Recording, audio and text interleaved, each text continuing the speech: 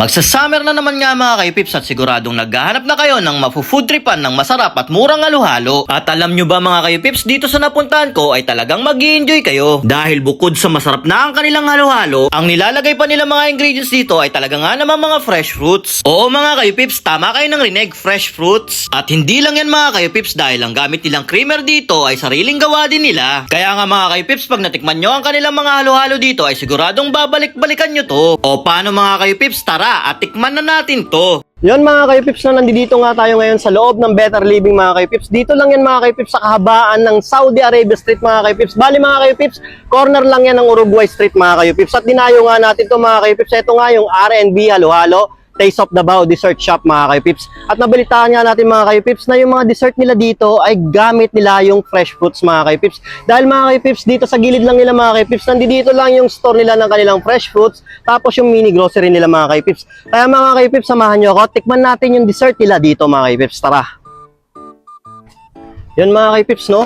Pagpasok nyo nga dito sa kanilang store mga kaipips, makikita nyo agad kung gaano kaganda dito. At fully air conditioned din dito mga kaipips. Tapos mga kaipips, makikita nyo rin agad dito yung price ng kanilang mga dessert at yung mga snacks nila mga kaipips. Yan o. Yun sir, magandang hapon sir. Ano pong pangalan nyo sir? Magandang hapon po sir. Ako nga po pala si Justin sir. Yun, Sir Justin, ano po yung mga bestseller nyo dito Sir Justin? So sa halo-halo namin po, meron po kaming mga 6 na flavor. Ang pinaka-bestseller po namin dyan is si avocado po. And then si Durian Snow with almond nuts po. Yun sir, matanong ko na rin sir.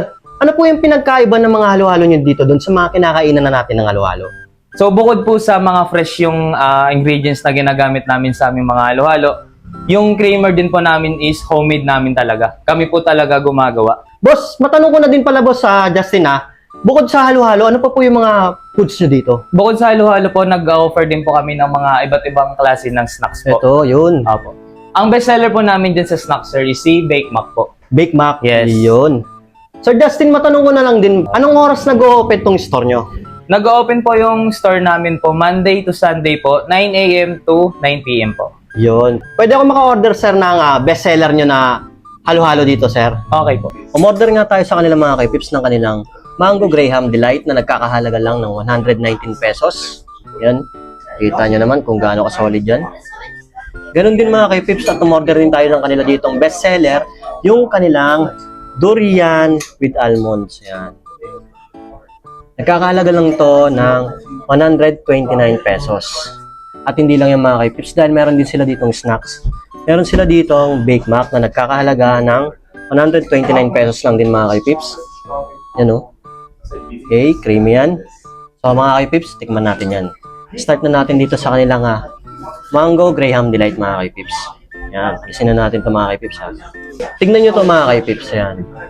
Kung kaano ka-solid yan. Dito mga kaipips yung ano nila dito, mga halo-halo nila, talagang pure na ano yan, na mga fruits, yan. Tapos, talagang hindi siya tinipid mga kaipips sa kanilang milk, yan. Tikman natin to. Yan o.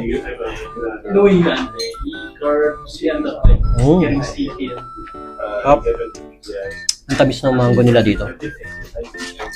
Tapos yung, eto, kitang-kita nyo naman yung kanilang milk. Sarap. Solid. Hindi siya ganun katamis.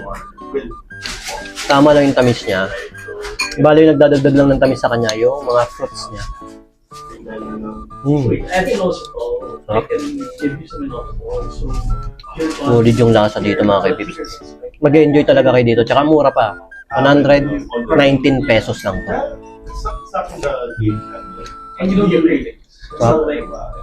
At syempre mga kaipips, titikman na natin yung kanilang isa sa bestseller dito, no? Eto nga yung kanilang Durian with almond nuts. Ayan. Samoy pa lang. Durian na talaga.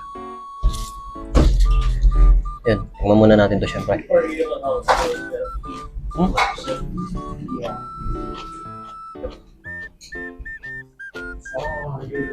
Ang sarap.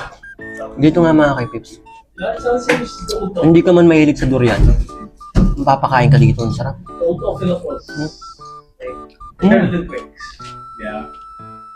Yung ice cream nila, Durian talaga. Tsaka, ang masarap dito, ang tamis ng ano niya, yung tamang tamis talaga ng durian. May halo. Masarap. Mapaparami ka dito, mapapaulit ka dito, babalik-balik ka mo to. Ang sarap ng durian nila dito.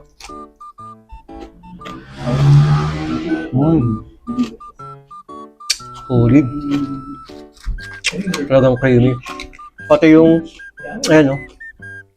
Dita mo talaga. Oh, malapot-lapot talaga yung ano nila, yung milk nila. Sarap.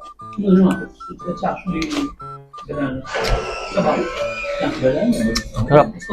Naging paborito ko tuloy itong durian dito. Sarap pa, halo-halo nila. Panalo talaga. Sa lasa, sa presyo, tsaka dito pa ang talaga mga kay-pips. Oo. Sabayan pa nung crunchy na na mga flakes nila. Sarap. The best to. Para sa akin, sarap. At syempre mga kay-pips, pag gusto nyo nga mag-snacks dito, meron din sila dito ngayon, yung Bake Mac. Tikman natin ito mga kay-pips ha. Sa halagang 129 pesos, tikman natin kung anong lasa na yan. Yan o. Creamy. Ang sarap. Sarap ng ano niya, ng mga yung sauce niya. Tapos, malalasa mo agad talaga yung cheese. Ang sarap.